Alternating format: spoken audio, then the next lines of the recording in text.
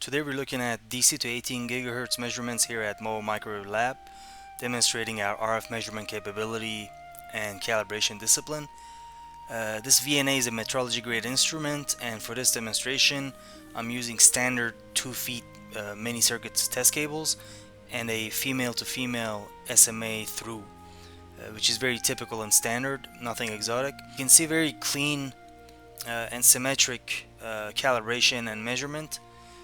You can see S12 and S21 are well within measurement error, less than 0.05 dB over DC to 18 gigahertz, and very symmetric, as well as S11 and S22.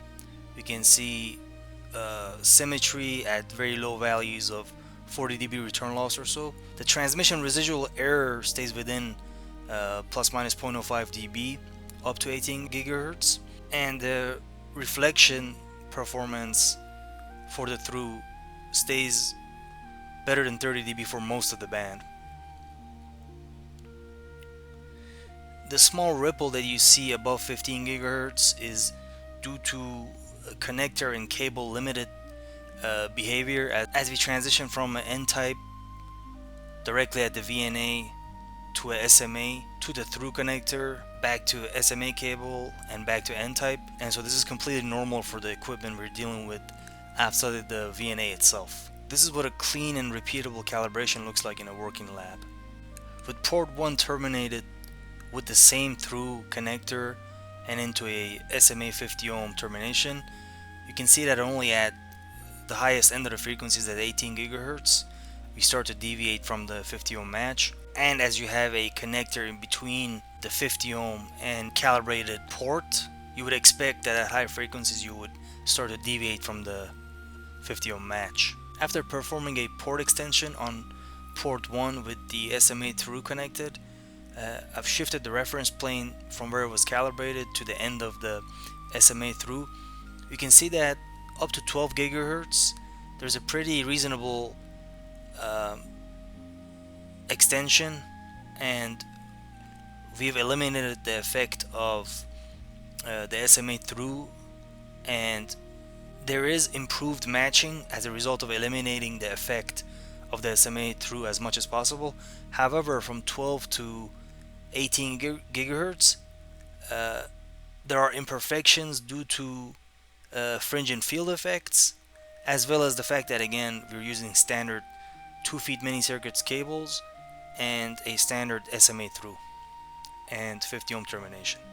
Next, I'm evaluating a directional coupler made by Krytar Model 1851, and it's advertised to operate from 0.5 to 18.5 gigahertz. My VNA is just shy of 18.5 gigahertz at 18 gig, and so we're going to just evaluate the claim that this coupler operates at that range.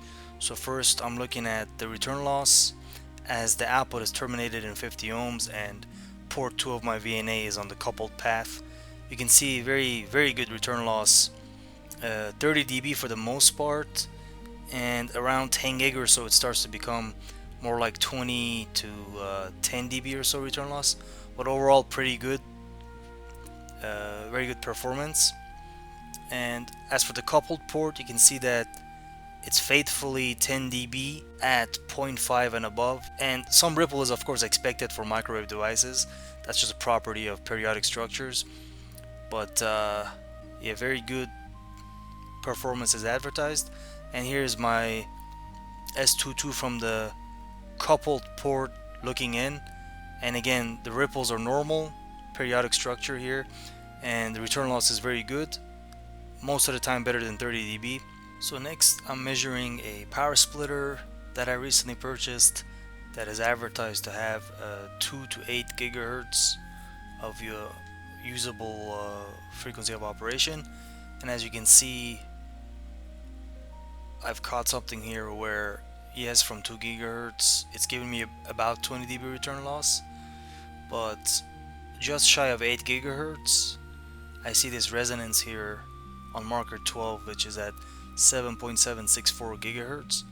So this helps me understand which power splitter to use for products and which ones to throw away. And you can see the same thing here, that it's 3 dB splitting, a little over 3 dB splitting all the way across, except at the notch there that you saw at 7.76 gig. I hope you enjoyed the video and seeing our lab capabilities. Be sure to check out Copper Mountain Technologies vector network analyzers to be able to take lab measurements for yourself at metrology grade.